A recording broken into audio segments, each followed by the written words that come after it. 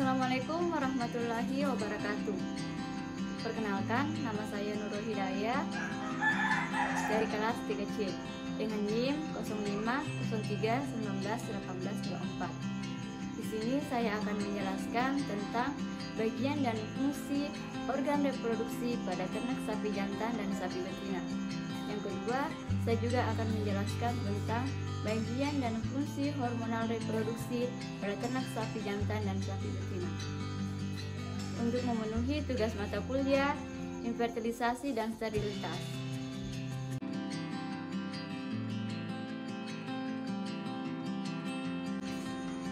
Organ reproduksi ternak jantan pada umumnya dapat dibagi menjadi 3 komponen, yaitu A. Organ kelamin primer, yaitu gonad jantan yang dinamakan testis. B. Yaitu sekelompok kelenjar-kelenjar kelamin pelengkap yang terdiri dari vesicularis, prostat, dan koper, dan saluran-saluran yang terdiri dari epididymis dan vas deferens. C. Alat kelamin luar penis. Yang pertama itu ada testis. Testis adalah sepasang organ reproduksi primer pada jantan yang berfungsi untuk memproduksi spermatozoa, sekresi hormon dan protein, serta diproduksi estrogen dan berbagai jenis protein yang berperan penting dalam fungsi spermatozoa. Yang kedua ada epididymis. Epididymis adalah saluran eksternal pertama dari testis dan menyatu ke permukaan testis, serta terbungkus dalam kinetika dengan testis yang memiliki 4 fungsi utama, yaitu transportasi, konsentrasi semen, maturasi, dan penyimpanan spermatozoa.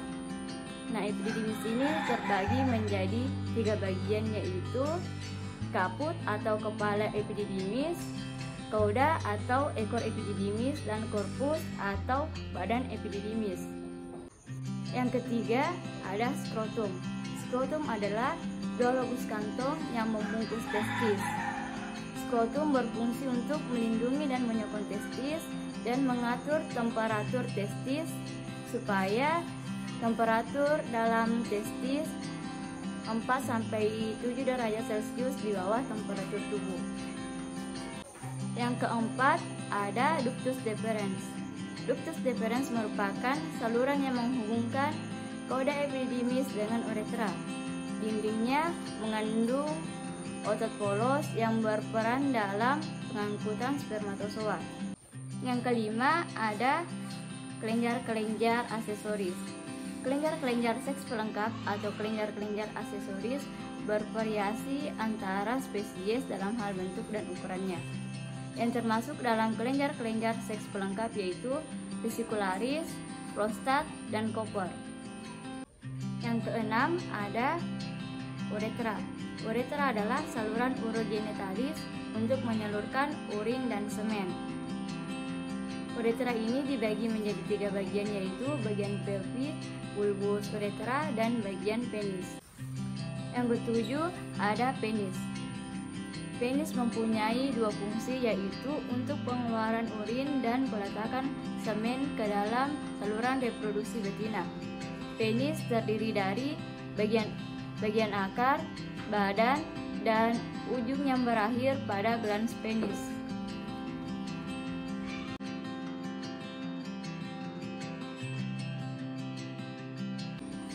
Yang pertama ada ovarium. Ovarium terletak di dalam pelvis. Nah, ovarium ini terbagi menjadi 2, yaitu ovarium kiri dan ovarium kanan. Pada umumnya ovarium kanan lebih besar karena secara fisiologi dia lebih aktif. Ovarium organ utama yang menghasilkan sel telur yang dibuahi spermatozoa dan akan berkembang sebagai individu baru. Ovarium juga menghasilkan estrogen dan progesteron. Yang kedua ada oviduk. Oviduk adalah organ yang menghubungkan ovarium hingga ke ujung tanduk uterus. Bentuknya seperti pipet tidak beraturan. Oviduk berfungsi untuk mengangkut ovum dan spermatozoa. Di tempat inilah akan terjadi pembuahan dan pertama kali terjadinya pembelahan sel dari embrio. Ketiga, uterus. Uterus adalah organ muskuler yang merupakan lanjutan dari oviduk dan berakhir pada suatu muara pada vagina di caudal. Fungsi utama uterus ini adalah untuk menyimpan dan memelihara embrio atau fetus. Yang keempat, vagina. Vagina berbentuk bulat panjang dengan dinding yang tipis dan elastis. Kedalamannya sekitar 25-30 cm. Sperma yang dihasilkan dari proses perkawinan akan disimpan pada bagian depan vagina dekat dengan serviks. Vagina inilah yang akan digunakan sapi sebagai alat kopulasi. Nah, vagina juga menghasilkan lendir yang dapat digunakan untuk mengetahui ada tidaknya masa birahi atau estrus pada sapi betina.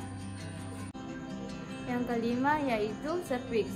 Saluran reproduksi betina ini letaknya pada bagian depan berbatasan dengan uterus dan bagian belakang menonjol pada vagina.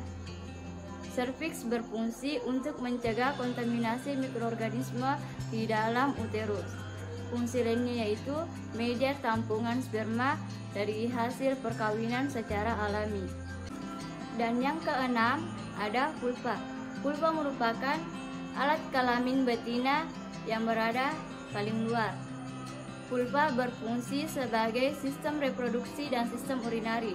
Vulva berbentuk lipatan-lipatan dan sebagian tertutup rambut halus. Bagian tengah vulva terdapat klitoris.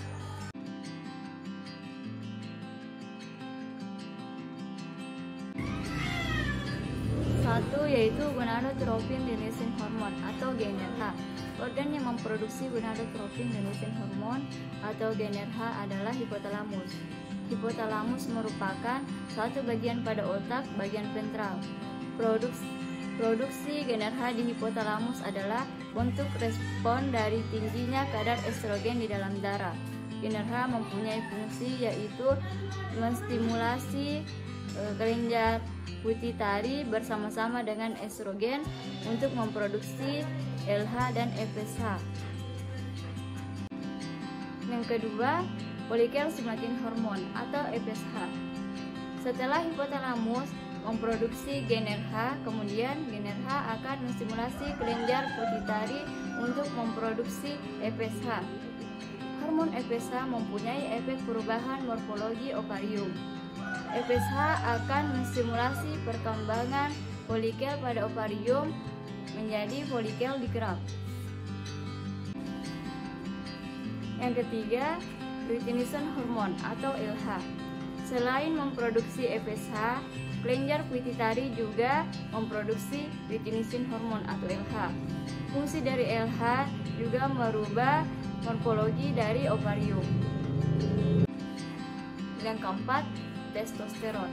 Secara umum, hormon di dalam sistem reproduksi ternak sapi jantan dapat dibagi menjadi dua golongan, yaitu HPG hormones dan hormon steroid. Testosteron termasuk ke dalam hormon steroid. Steroid diperlukan untuk menjaga agar proses spermatogenesis berjalan konsisten sehingga mutu sperma tetap terjaga.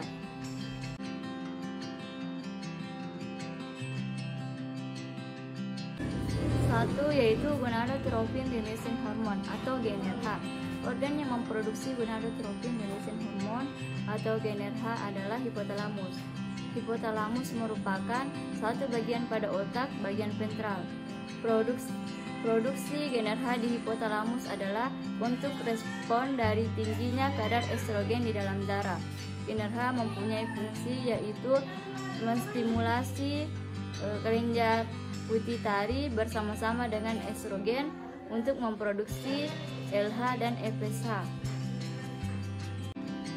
Yang kedua, follicle stimulating hormone atau FSH.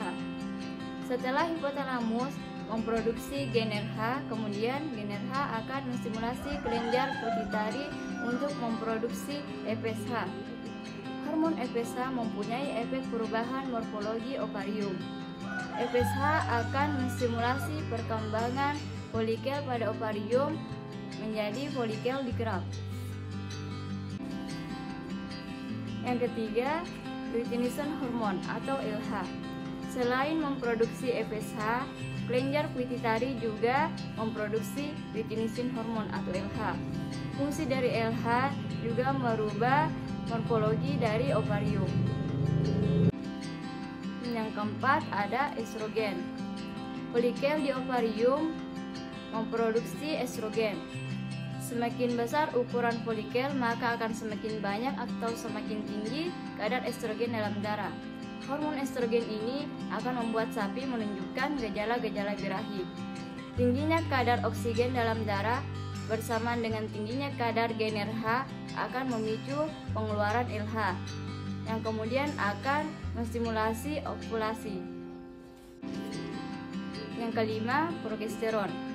Hormon progesteron ini mempunyai nama lain, yaitu hormon kebuntingan. Hormon ini berfungsi untuk mempertahankan kebuntingan. Hormon progesteron akan menekan produksi LH dan FSH. Hal inilah yang menyebabkan pada saat hewan bunting, hewan tidak akan lagi menunjukkan gejala-gejala birahi. Yang keenam, prostaglandin. Prostaglandin dihasilkan oleh uterus. Hormon ini berfungsi untuk menghancurkan korpus luteum. Karena fungsinya dapat menghancurkan korpus luteum ini membuat prostaglandin dapat digunakan sebagai hormon sinkronisasi estrus. Hormon ini bekerja pada saat mendekati proses kelahiran. Oksitosin. Oksitosin merupakan hormon yang berperan dalam proses kelahiran dan pasca kelahiran. Pada saat proses kelahiran, hormon ini akan menstimulasi kontraksi otot-otot uterus sehingga proses kelahiran terjadi. Pasca kelahiran, hormon ini berfungsi untuk membantu pengeluaran susu dari induk. Itulah beberapa penjelasan dari saya. Kurang lebihnya mohon dimaafkan. Wassalamualaikum warahmatullahi wabarakatuh.